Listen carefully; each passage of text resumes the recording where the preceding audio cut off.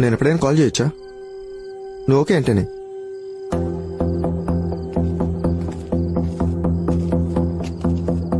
Of course Vijay, నువ్వు call చేయొచ్చు.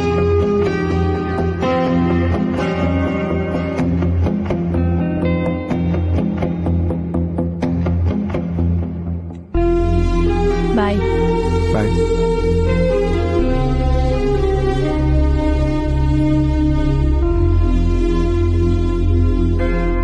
అక్షర్కి పెళ్లి కుదిరింది అంటే చాలా సంతోషంగా ఉంది వదినా. అన్నట్టు పిల్లలకి మాకు షాపింగ్ మొదలు పెట్టేయాలి. 10-15 రోజుల ముందే చీరలన్నీ కొనేయాలి. మా మనవడికి పెళ్లి కుదిరిపోయింది అబ్బాయి.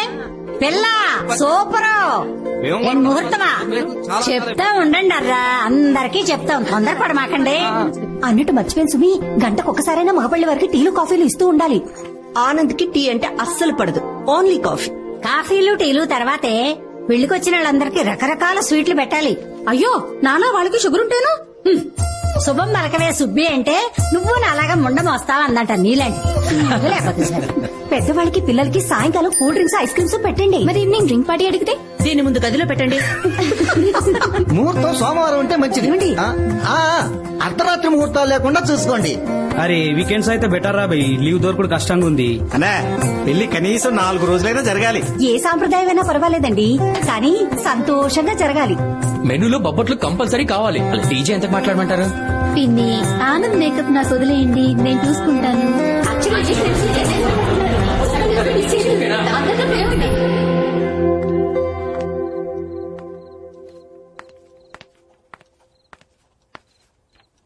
ఏం చేస్తున్నావు నాన్న? ఇల్లు కట్టి చూడు పెళ్లి చేసి చూడు అంటారే, పెళ్లికి మెనూ డిసైడ్ చేస్తున్నాను. అందులో బటర్ స్కాచ్ ఉందా? లేదురా. నాన్న కాదు నాన్న, నేను రాశాను. కానీ ఆ కేటర్ గాడు చిన్న పిల్లలకి చాక్లెట్ ఎక్కువ ఇష్టమని చాక్లెట్ రాయించాడు. కానీ నాకు బటర్ స్కాచ్ ఇష్టం అని నీకు తెలుసు కదా. అవునరా, కానీ అక్కడ నువ్వు నా కూతురువి కాదు, పెళ్లి కూతురువి. అయినా మండపంలో ఐస్ క్రీమ్ తింటూ కూర్చుంటావేంటి? పెళ్లి చేసుకుని తాళి కట్టించుకుని మీ ఇంటికి వెళ్ళిపోవాలి అంతే. రేయ్ ఏమైందిరా?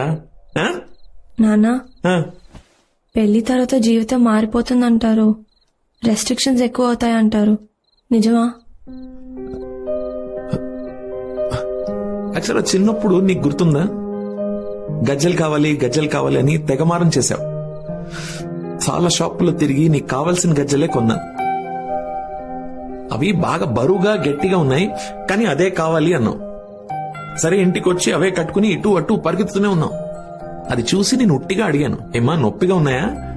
అప్పుడు ముద్దుగా ఒక మాట అన్నావురా, లేదు నాన్న అవి బరువుగా ఉన్నాయి గట్టిగా ఉన్నాయి, కానీ నేను నడుస్తున్నప్పుడు అది గళ్ళు గళ్ళు మన ఒక శబ్దం చేస్తాం చూడు, అది చాలా బాగుంది నాన్న, తీయొద్దు నాన్న అన్నావు.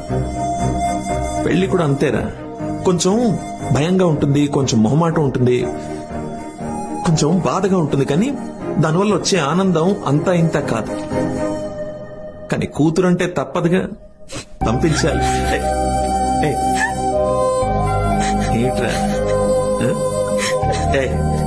ఏమిట్రా అది చిన్నపిల్లలాగా?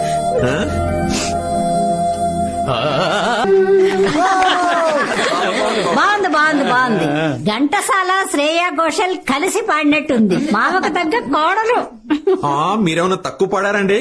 పాడింది ఒక్క ముక్కైనా మీలో ఒక పి సుశీల, ఎస్ జానకి కనిపించారమ్మా నాకు. అనగా అనగా రాగం, తినగా తినగా రోగం అన్నారు కదండి పెద్దలు.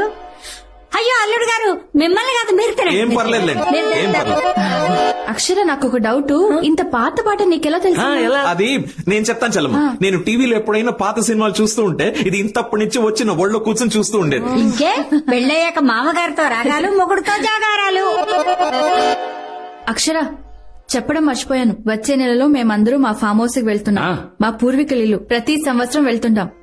ముందు దేవుడికి పూజలు నైవేద్యం పెట్టేస్తాం, తర్వాత ఫుల్ ఎంజాయ్మెంట్. నువ్వు కూడా రావచ్చు కదా. ఏంటమ్మా నాన్న పర్మిషన్ కావాలా? ఏంటి హనుమంతరావు మీరు ఎంత స్ట్రిక్ట్? అయ్యో అదేం లేదండి, అయినా మీరు నన్ను అడగడం ఏమిటి? మీరు ఆర్డర్ వేయండి. ఇక నుంచి తను నా కూతురు కాదు, మీ ఇంటి కోడలనుకోండి. ఓకేనా? Okay okay. ఈ ఆనంద సమయంలో అమ్మా నువ్వు టీ పెట్టు, నానా నువ్వు టీవీ పెట్టు, నేను అక్షరాని లైన్ లో పెడతావా? నానా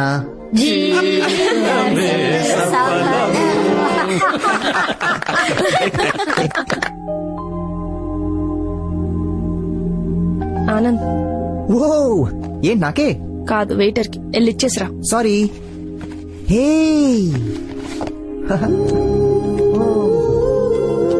చాలా బాగుంది. నేనే సెలెక్ట్ చేశా. నాకు T20 మ్యాచ్ అన్న టైటన్ వాచ్ అన్న చాలా ఇష్టం. వావ్. హే ఇటు 2 red velvet cup cakes, 1 club sandwich. That's it for now. నన్ను అడగవా? నువ్వు డిసైడ్ చేసుకునేసరికి లంచ్ టైం కాస్త డిన్నర్ టైం అవుద్దని నేనే ఆర్డర్ ఇస్తాను. 1 second. Yes please.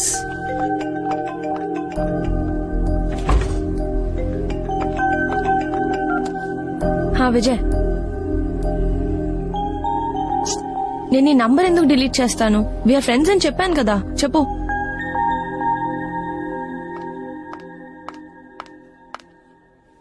Sorry. Sorry నేను చెప్పాను. చాలా బాగుంది. నీకు లేట్ అవుతుంది, నేను స్టార్ట్ చేశా. Have it. ఎలా ఉంది? చాలా బాగుంది.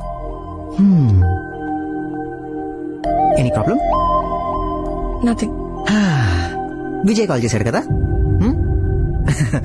షాక్ అయ్యావు కదా. యు నో వాట్, కాబోయేవాడు పక్కన ఉండగా పక్కకి వెళ్ళి మాట్లాడుతుందంటే ఖచ్చితంగా ఎక్స్ బాయ్ ఫ్రెండ్ అని అర్థం. ఈ ప్రపంచంలో మతం లేని మనిషి ఉంటాడేమో గానీ గతం లేని మనిషి ఉండడు. నువ్వు రోజు రోజుకి డిఫరెంట్ గా కనిపిస్తున్నావు.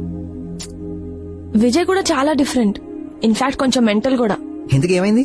అరే నంబర్ డిలీట్ చేసావా అని అడుగుతున్నాడు. He's mad. అందులో ఏముంది? భార్గవి నంబర్ ఇంకా నా దగ్గర ఉంది. చెప్పా కదా, కాలేజ్ లా వాళ్ళతో ఫ్రెండ్లీగా ఉంటే తప్పే ఉంది. ఇంతకీ ఎందుకు కాల్ చేశాడు?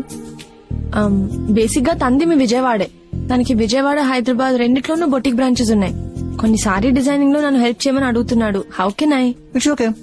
మీరిద్దరూ ఇదివరకు కలిసి వర్క్ చేశారు కదా, మళ్ళీ చేస్తే తప్పే ఉంది. నీకు ఓకేనా? నీ చాయిస్.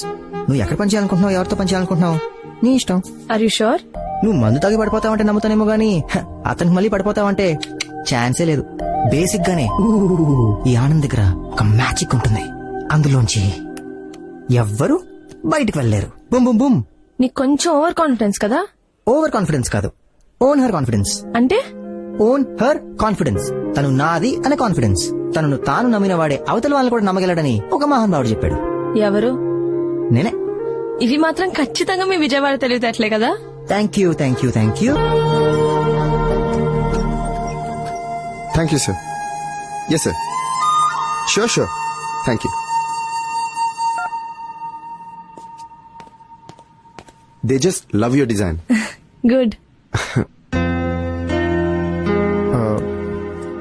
రియలీ అక్షర, ఇదంతా నేను ఎంత మిస్ అయినా తెలుసా? నేను వర్టికల్ డిజైన్స్ మాత్రమే బాగుంటాయి అనుకున్నా. హారిజాంటల్ సజెస్ట్ చేసింది నువ్వు. అలాగే టాప్ మీద పర్ల్స్ ఉండాలన్న ఐడియా కూడా నీదే. అమేజింగ్. క్లయింట్స్ కి నీ డిజైనింగ్ స్టైల్ చాలా నచ్చింది. ఇప్పుడు అర్థమైంది వాళ్ళు నువ్వే డిజైన్ చేయాలని ఎందుకు అంతలా పట్టుబట్టారు. నీకు సారీ చెప్పడానికి ధైర్యం చాలేదు, లేకపోతే ఈ పాటికి మన బొటిక్ చాలా ఫ్లరిష్ అయ్యేది. ఓ అదా, ఆ రీజన్ తోనే సారీ చెప్పావా? చిచి అస్సలు కాదు. ఓకే, నేను ఎనీవే వెళ్ళాలి. ఆనంద్ హైదరాబాద్ వస్తున్నాడు. ఓ, సో అమ్మ తన్ని డిన్నర్ కి ఇన్వైట్ చేసింది. చాలా హడావిడి చేస్తుంది. నేను త్వరగా ఇంటికెళ్లి పాయసం ఎలా చేయాలో నేర్చుకోవాలి. Anand favourite dessert. సో మొత్తానికి మా విజయవాడ అమ్మాయి అవుతున్నావు అనమాట. అవును. సరే నేను వెళ్తాను. Akshara, first love is the most memorable అంటారు. ఇన్ కేస్ నీకు పెళ్లి ఫిక్స్ అయ్యకపోతే, నేను కలిసి ఉంటే,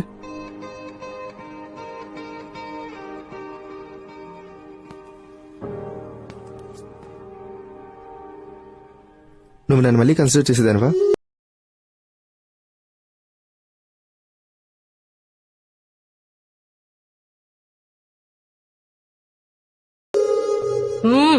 అక్క పాయసం సూపరే. ఆనంద్ కూడా వచ్చుంటే డబుల్ సూపరే.